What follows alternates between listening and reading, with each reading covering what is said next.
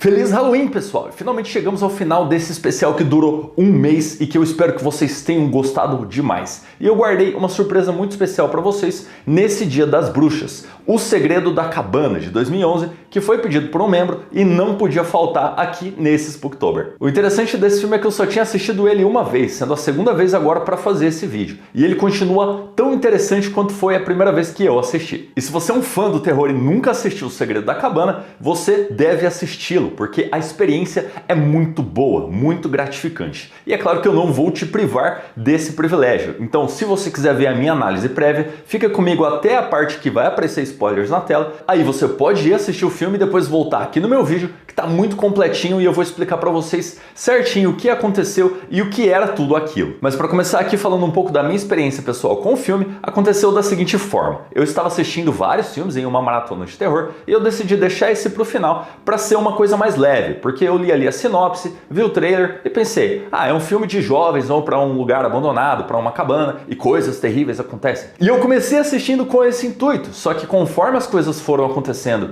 e eu fui vendo mais sobre o filme, eu vi que era um pouquinho mais do que só essa primeira sinopse. Principalmente para aquele núcleo meio The Office lá, com o pessoal meio de saco cheio de trabalhar naquela coisa específica, que eu não vou falar o que é. E para vocês que já assistiram o filme, vale uma curiosidade aqui, que existem duas versões do Segredo da Cabana, sendo a primeira versão a que a gente já conhece, onde a gente vai vendo ali o complexo industrial, tudo que acontece por detrás dos panos, digamos assim, e a versão para o cinema que esconde tudo isso até a grande revelação no final. E que surpresa é essa? É claro que eu não vou contar para vocês aqui, então já fica o aviso que vão começar os spoilers, até porque esse vídeo vai ficar tão longo que eu não quero deixar ele mais longo do que ele já vai ficar, pela tonelada de coisas que a gente vai abordar aqui. Para começar aqui uma breve introdução do que é a história desse filme, um grupo de jovens vai até uma cabana abandonada no meio do nada para passar as férias. Então coisas terríveis começam a acontecer. Parece o roteiro mais genérico possível, mas a grande verdade é que a história por trás do que está acontecendo ali com relação à cabana é que tem um complexo industrial, uma empresa, por assim dizer, trabalhando no subterrâneo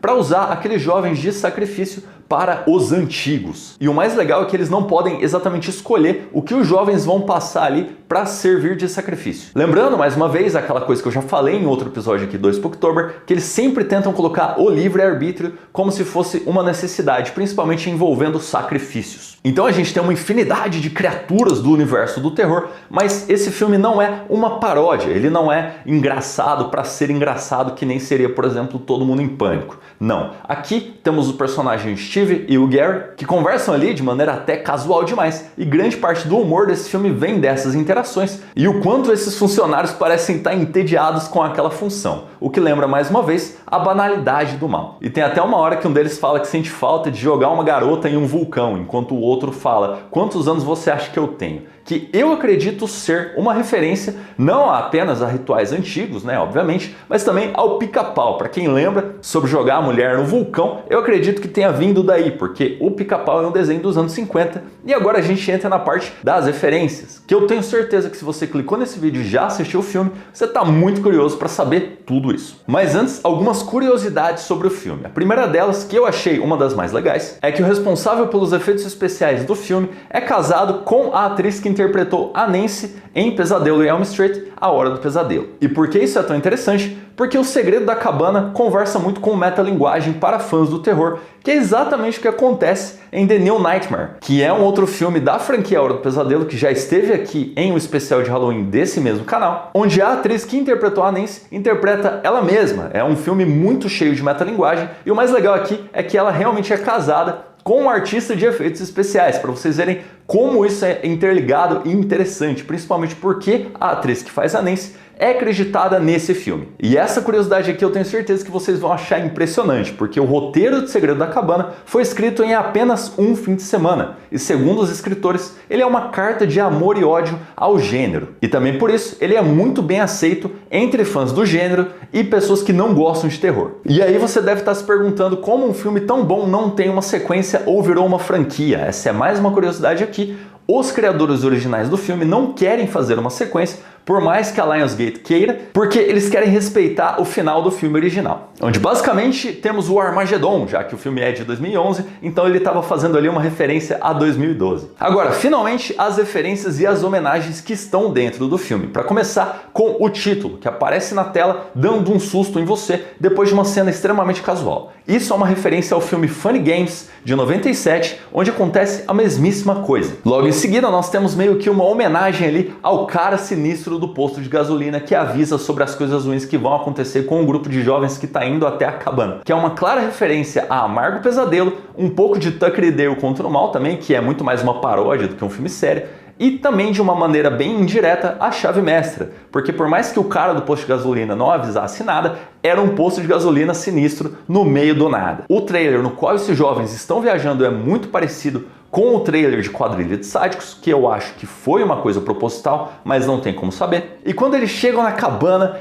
claramente é uma referência a Evil Dead, que é um filme que eu gosto bastante, e eles quase usaram praticamente a mesma filmagem ali, o tanto que eles gostaram de referenciar Evil Dead aqui nesse filme. Porque essa não é a primeira, nem seria a última referência aqui, principalmente porque a porta ali do porão se abre e ela é muito parecida com a porta do porão ali do alçapão do Evil Dead. Outra coisa que eu acho que é mais uma homenagem do que uma referência direta é aquela dança que a Jules faz ali com aquele lobo, que lembra bastante a dança que a Willow faz lá no Homem de Palha, primeiro episódio desse Spooktober. Então eles finalmente descem ao porão, onde eles encontram vários artefatos ali que são usados para spawnar ali, para trazer de volta à vida ou trazer de volta dos mortos aquelas criaturas sinistras que os assustariam ou fariam-os de vítimas. Porque como a gente descobre ali por causa do complexo industrial que está organizando todo aquele sacrifício, existe taxa de acerto e de erro. Então eles podiam muito bem escapar. E eu sei que esse porão aqui tem uma infinidade de detalhe bem pequenininho, mas os que eu consegui identificar mais claramente foram a máscara dos estranhos, que também é referenciado aqui nesse filme mais lá pro final, a foto da família de caipiras zumbis, que eu já falo mais sobre isso, uma infinidade de brinquedos esquisitos e sinistros que eu acredito que seja uma referência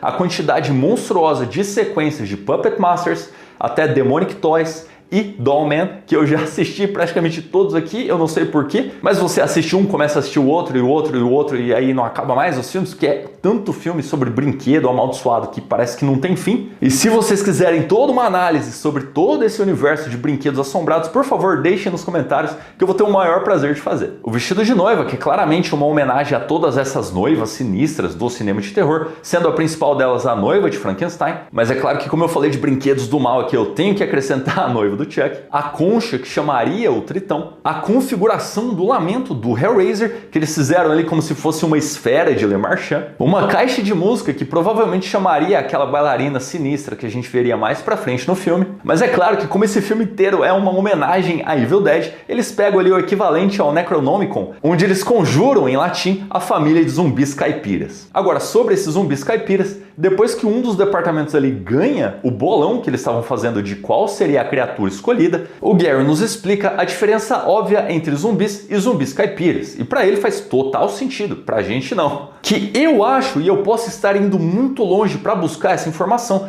que seja uma referência a 2001 Maníacos, um filme muito bom, que eu acredito que como os escritores desse filme, os diretores, eram tão fãs de filmes de terror, que com certeza eles assistiram esse filme mega segregado do Robert Englund. Mas eu não posso descartar aqui também Pânico na Floresta, é claro. Então chegamos ao quadro de apostas, onde tem uma infinidade de referências que eu vou passar aqui para vocês uma a uma. Começando com o Lobisomem, que começa lá com o filme O Lobisomem de 1913, mas nada impede ele de passar por Ginger Snaps e até Van Helsing. Temos uma fera alien que é representada no filme ali com uma coisa muito parecida com o Facehugger, só que muito maior, deixando claro aqui que ele não parece com o Xenomorfo, embora tenha algumas coisas ali similares. Mutantes, que pode muito bem ser de Quadrilha de Sádicos, mas eu acrescento aqui Street Trash, porque eu acho que parece muito mais. Wraiths, que são uma espécie de fantasma, só que muito mais fantasmagórico, feito ali de fumaça, que a gente tem um vislumbre mais no final do filme. filme e que são uma referência ao Três Fantasmas original e não ao remake. Zumbis, é claro, e muito diferentes da família zumbi,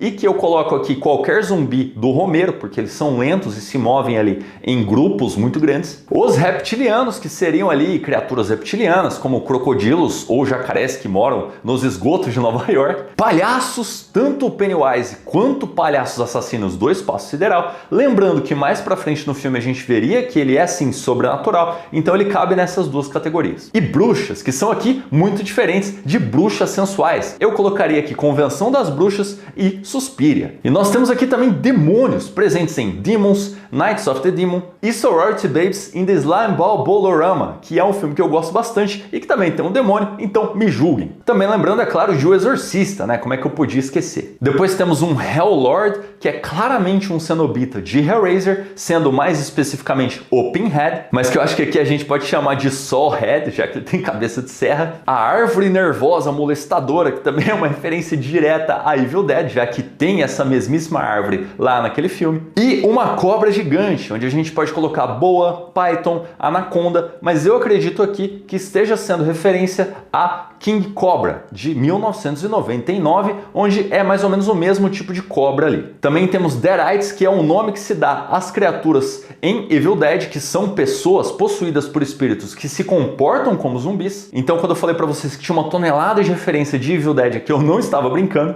Então, nós temos um nome bem misterioso ali, Kevin, apenas Kevin, que eu acredito que tenha sido uma piada da produção, mas eu não consigo parar de pensar que pode muito bem ser o Kevin de Esqueceram de Mim. Honestamente, seria muito mais engraçado do que a teoria de que ele é o Kevin, interpretado pelo Elijah Wood, no filme Sin City. Temos Múmia, também do panteão de monstros clássicos da Era de Ouro dos filmes de monstros, assim como A Noiva e O Espantalho, que inicialmente eu achei que era a vingança do espantalho, mas depois, quando eu vi na tela, eu percebi que podia muito bem ser A Maldição dos Espantalhos, Scarecrows, que é um filme que eu gosto bastante, que quase entrou nesse Spooktober, mas como tem uma infinidade de filmes, eu não consigo não falar de todos eles. Temos um boneco de neve, que eu acredito que seja referência direta ao Jack Frost, aquele filme péssimo. Temos um Dragon Bat, que seria um morcego dragão, que aparece mais tarde no filme e tem até um papel muito importante, mas que eu acredito que não seja uma referência direta a filme nenhum, até porque vem vampiros logo embaixo. Eu acredito que seja muito mais uma referência a quando eles pegam dois animais e misturam os dois para fazer um filme bem B. E como eu disse, vampiros, onde a gente pode ver mais tarde o Nosferatu, mas eu quero colocar aqui os vampiros de 30 Dias de Noite, porque afinal de contas, por que não? Afinal ali diz vampiros e não vampiro. Temos Goblins, que eu acredito que seja uma referência direta a Ghoulies, já que é um filme muito famoso. Depois temos a Sugar Plum Fairy, que é uma bailarina presente em O Quebra-Nozes, que a gente veria ali mais a seguir com um design muito perturbador, muito voltado para a tripofobia. O Tritão, que o Steve queria muito ver, que é uma referência direta à criatura da Lagoa Negra, mas eu particularmente acho ele muito mais parecido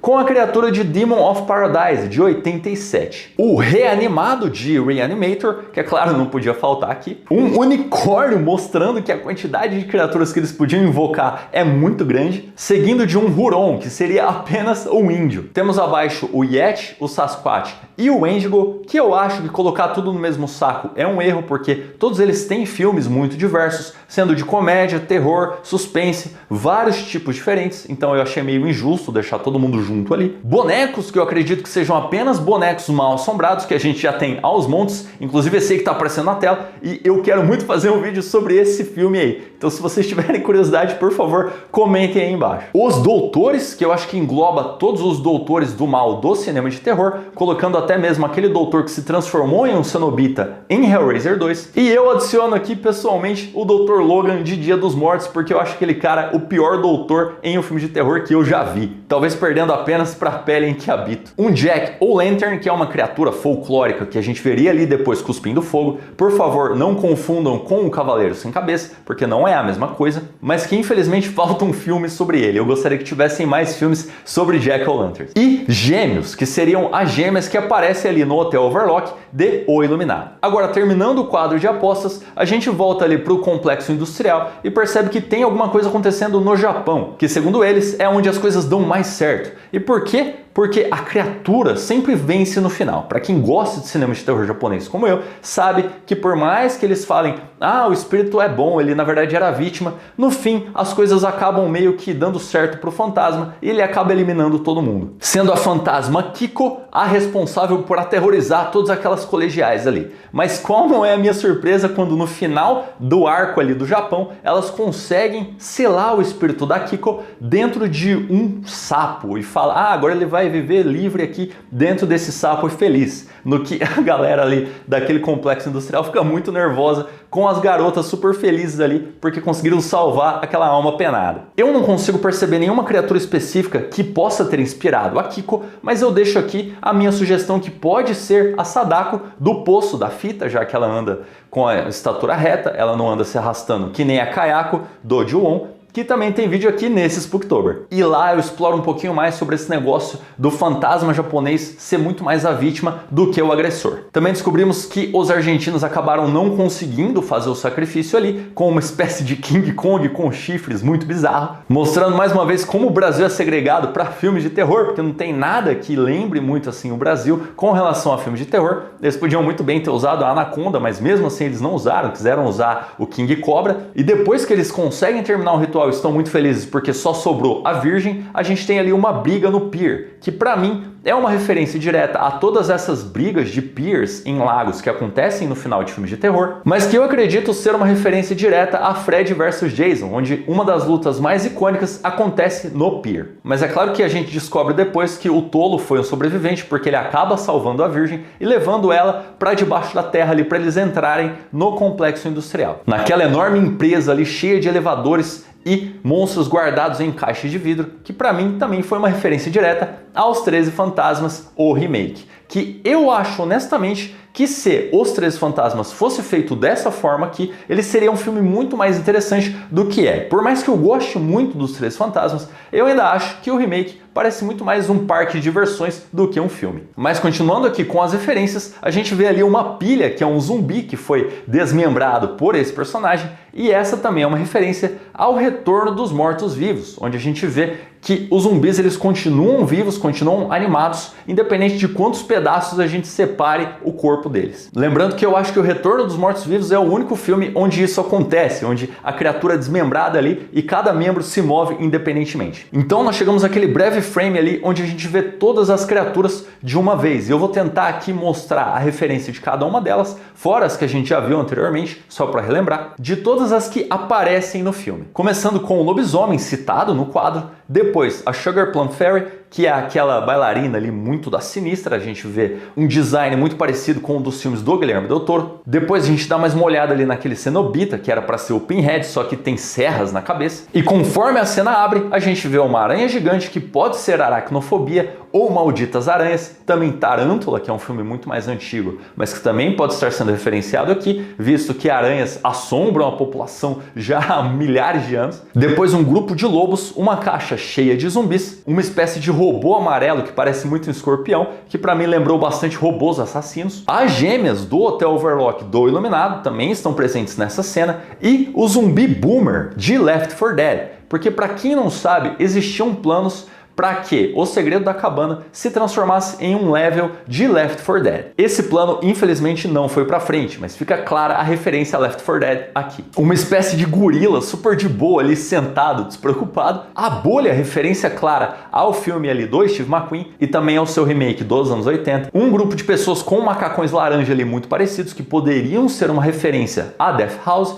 se tivesse sido lançado antes de Segredo da Cabana. E mais algumas criaturas que a gente veria a seguir. Depois, quando um braço de zumbi animado salva os dois protagonistas ali e um deles diz "Bom trabalho, braço de zumbi", isso é claramente uma referência ao Retorno dos Mortos-Vivos, parte 2, onde uma mão de zumbi entra ali num carro onde eles estão, causando maior alvoroço, sendo essa uma das cenas mais icônicas do filme. Quando seguranças ali da empresa chegam para parar os nossos protagonistas, parece muito Resident Evil, sendo os seguranças da Umbrella. Então, no que eu acredito ser a cena mais icônica do filme, os elevadores se abrem, liberando todas as criaturas, sendo elas um dos goblins ali que a gente vê voando vermelho, a cobra gigante, o lobisomem, todos aqueles que a gente já tinha visto, mas tem uma coisa muito curiosa aqui, porque quando uma uma das portas dos elevadores se abre, jorra um monte de suco de groselha ali, que é claramente uma referência àquele elevador sinistro de O Iluminado, que jorra aquele mesmo fluido vermelho que vocês todos já sabem. E acontece meio que por motivo nenhum, só pra estar ali. Eu acredito como conjurar um elevador cheio de fluido vermelho e como isso causaria um sacrifício. Mas bem, a referência tá aí. Depois a gente vê mais de perto ali os invasores do filme Os Estranhos, com as suas máscaras de boneco. E os caras de uniforme laranja, vistos anteriormente, parecem muito com zumbis, mas não qualquer zumbi, e sim os zumbis de Resident Evil 3, o filme, que são entregues ali em Las Vegas, dentro daquele container, e que usam macacões muito parecidos, por mais que não sejam laranjas. Nos monitores do pessoal ali que tá vendo aquela coisa toda acontecer, tem um cara muito parecido com o American Psycho, até com a capinha de chuva e tudo. A gente vê o unicórnio ali com uma música muito engraçada, usando os chifres de uma maneira muito horrível, e finalmente o Tritão. E me digam que não é exatamente igual a Demon of Paradise de 87. Para mim é muito parecido, sendo uma referência clara. E no fim nós descobrimos que quem estava organizando tudo isso era a personagem interpretada pela Sigourney Weaver, que passou praticamente toda a franquia Alien contra a Corporação do Mal, mas agora comandava uma, sendo um toque muito engraçado. E o filme termina com os antigos se levantando e trazendo o Armagedon para fechar com chave de ouro, já que os antigos são uma referência claríssima a HP Lovecraft. E com isso eu encerro esse vídeo imenso, agradecendo a todos vocês que acompanharam esse Spooktober, que eu espero que vocês tenham gostado demais, tanto quanto eu gostei de fazer, por mais que tenha dado um trabalhão. E que se vocês gostarem e tiver uma quantidade legal de visualizações e likes nesses vídeos, com certeza eu vou fazer a segunda edição no ano que vem. Por agora eu encerro aqui esse Spooktober, muito obrigado por assistir até aqui e até o próximo vídeo.